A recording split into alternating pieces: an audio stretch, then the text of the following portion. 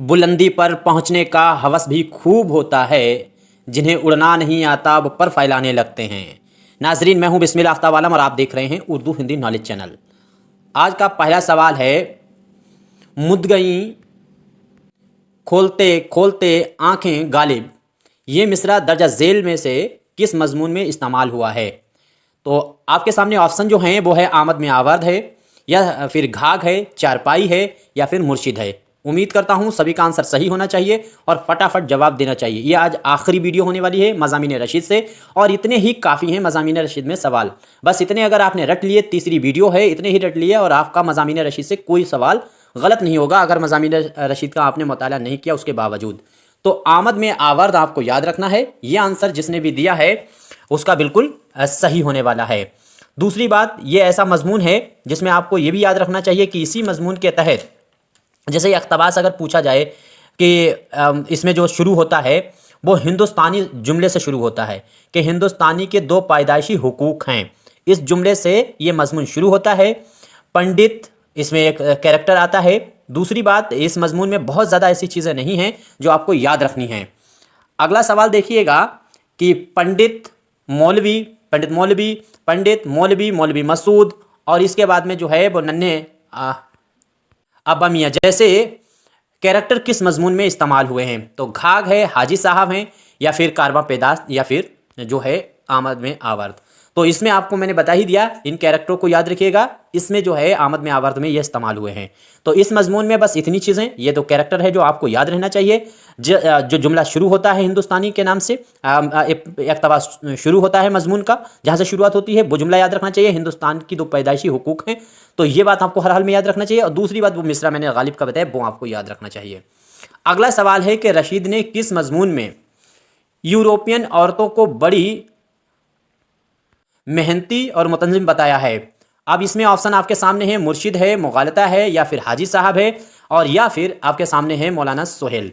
तो फटाफट जवाब दीजिए। देखिए, इन सारी वीडियो मज़ामीन रशीद के बाद जो हम नंबर लगाएंगे वो मज़ामीन सर सैयद का लगाएंगे, फिर मज़ामीन जो आज़ाद का है उसका भी लगाएंगे, और कोशिश करेंगे शिबली का भी लगा दें।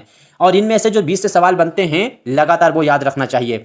और ये साथ साथ में मेहदी अफ़ादी का जो मज़ामीन है उसके भी याद रखने चाहिए। उस मज़ामीन के अंदर 9 मज़मून हैं, और उसी में मज़मून में उनका एक जो मज़मून है उर्दू की बायोग्राफ़ी, इंसाइक्लोपीडिया ऑफ इस्लाम करके जो उन्होंने मजमून लिखा है मज़ामीन अफ़ादी के अंदर, तो उस मजमून में भी आपको याद जैसे रखना चाहिए। जैसे रूए सादिक़ा का जिक्र उसके अंदर हुआ है, डिप्टी नज़ीर अहमद का उसी मजमून में जिक्र हुआ है, बट मैं अभी थोड़ा सा हट गया हूँ लेकिन बता देता हूँ। तो इस तरह के सवाल आपसे बनते हैं, आपसे पूछ लेगा कि दर्जा झेल में से किस मजमून के अंदर रूए सादिक़ा का जिक्र हुआ है, तो आपको याद रखना चाहिए इंसाइक्लोपीडिया ऑफ इस्लाम। और लिखा किसने है? मेहदी अफ़ादी ने।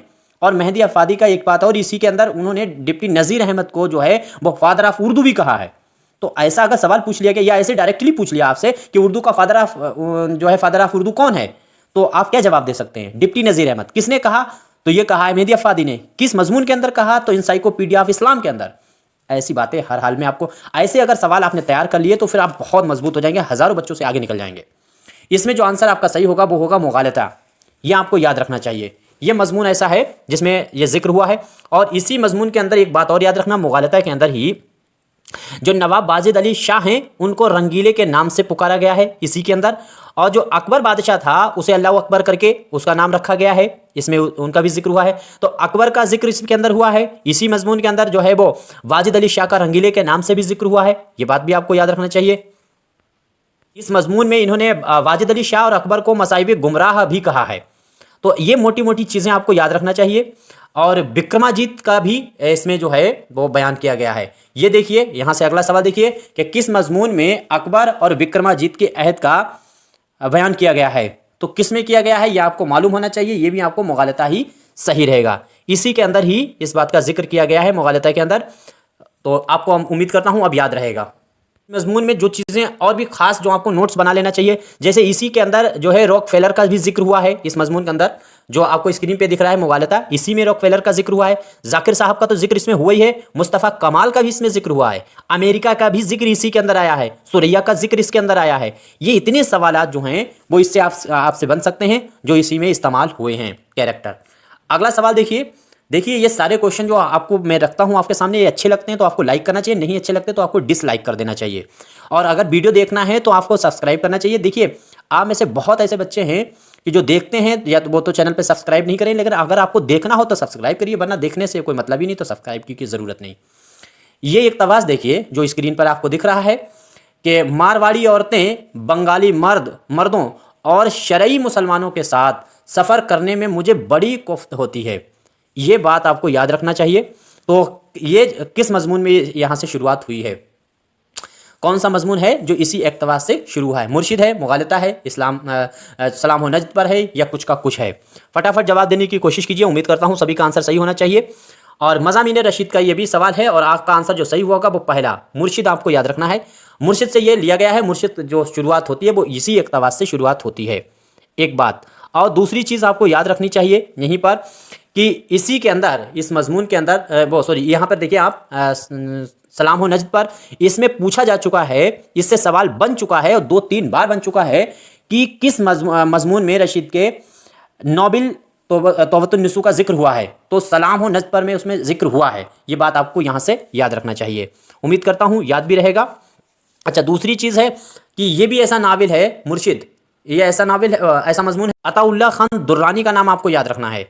अताउल्लाह खान दुर्रानी का भी जिक्र जो है वो मुर्शिद में ही हुआ है, ये बात आपको नहीं भूलना है। सैयद मसूद का जिक्र हुआ है और नसीरुद्दीन उलवी जो हैं उनका भी जिक्र इसी के अंदर हुआ है। डॉक्टर जाकिर साहब का तो हुआ है, मौलाना शौकत अली का भी जिक्र हुआ है और यूसुफ और महमूद नाम का जिक्र हुआ है।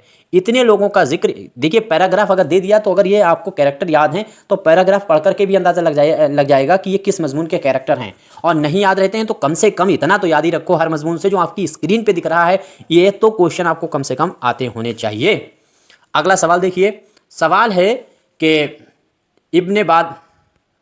बिन बादल बिजली कहाँ चमकी, इस जुमले पर कौन सा मजमून ख़त्म होता है? तो बिन बादल बिजली कहाँ चमकी, मैंने पिछली वीडियो में भी कहा था कि ये थोड़ा सा टफ हो सकता है प्रैक्टिस, लेकिन आपको हज़ारों बच्चों से आगे निकलना है तो ये तो करना ही होगा।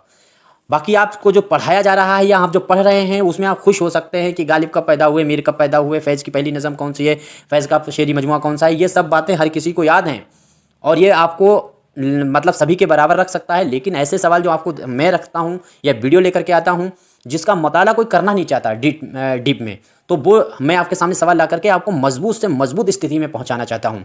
ये आपको हर हाल में तैयार करना चाहिए। बाकी स्क्रीन पे मेरी आपको बुक दिख रही है, शाहीन बुक है, इसको आप घर बैठे मंगवा सकते हैं। इसमें 27 पेज का नोट्स है और इसमें टॉप ब्रांडेड क्वेश्चन इसी तरह के आपके सामने वाले होने वाले हैं और इसमें 2000 MCQ प्रैक्टिस के लिए दिए गए हैं।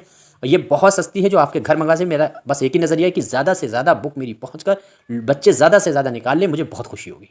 ये जो सवाल आपको दिख रहा है इसमें आपको जवाब होगा मुर्शिद। ये भी आपको याद रखना, ये मजमून जो है वो इसी पे ख़त्म होता है, बिन बादल बिजली कहाँ चमकी। अब उम्मीद करता हूँ याद रहेगा। इसके बाद में अगला सवाल है, गए, यहाँ पे गए गलत लिख दिया, गए थे हरि भजन बीनन लगे कपास। ये गांव में और हर जगह आपने कहावत देखी होगी, एक ज़रबुल मिसल है।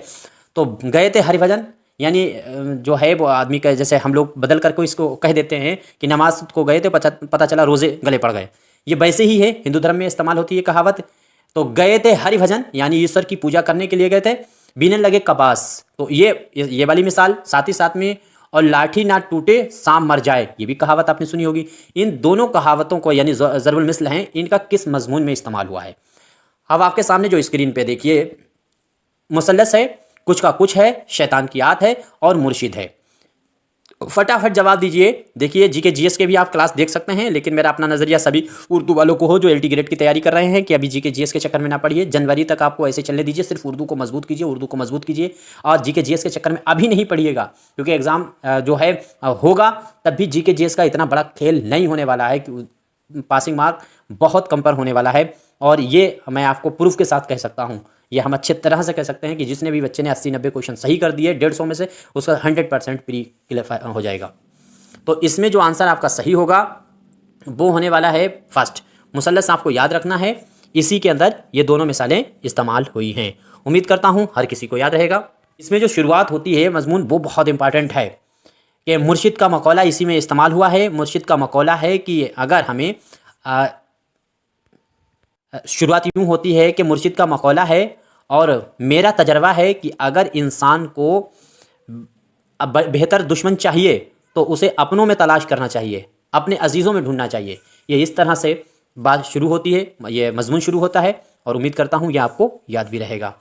इसके बाद में अगला सवाल देखिए।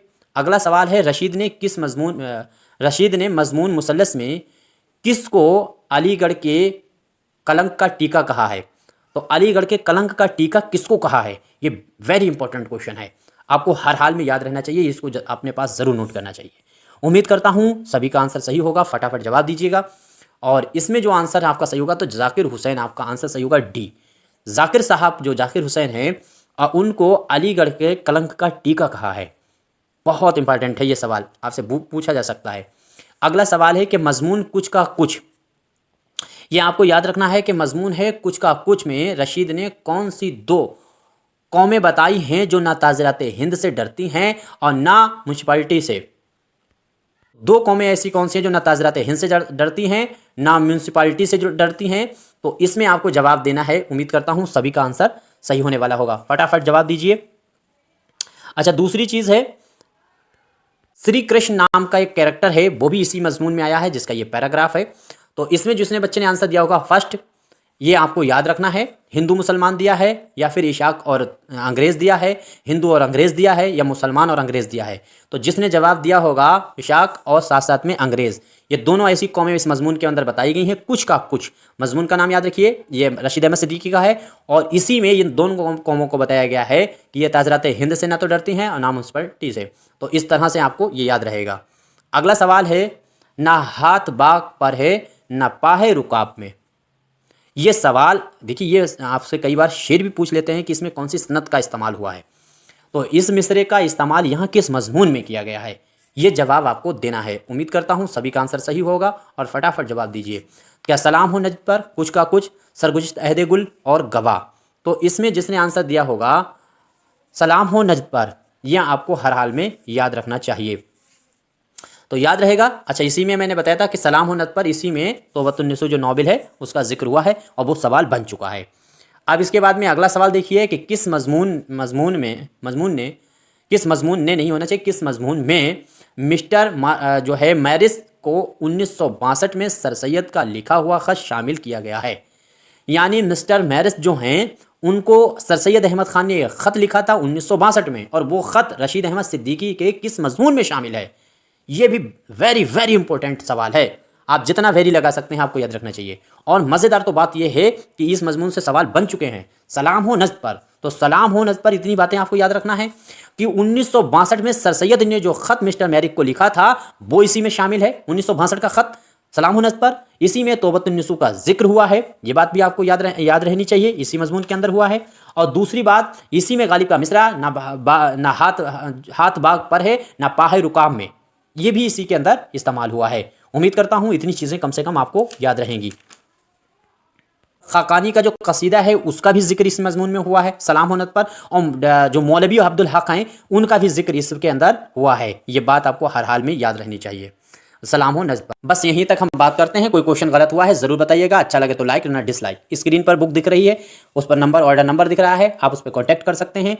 और जो अपने चैनल पर प्लेलिस्ट बनी हुई हैं, माई क्वेश्चन के नाम से जो प्लेलिस्ट बनी हुई है, इंपॉर्टेंट जो प्रैक्टिस की प्लेलिस्ट बनी हुई है, साथ ही साथ में जो MCQ की प्लेलिस्ट बनी हुई है, तीनों प्लेलिस्ट दिन रात एक करके देखिए, और बुक का दिन रात एक करके मुताला जितना ज़्यादा कर सकते हैं, लफ्ज़ व लफ्ज़ रट लीजिए, और आपको ये गारंटी के साथ ये जो प्री एग्ज़ाम है UP के, ये सारे निकल जाएंगे, चाहे GIC का हो चाहे LT ग्रेड का हो। शुक्रिया।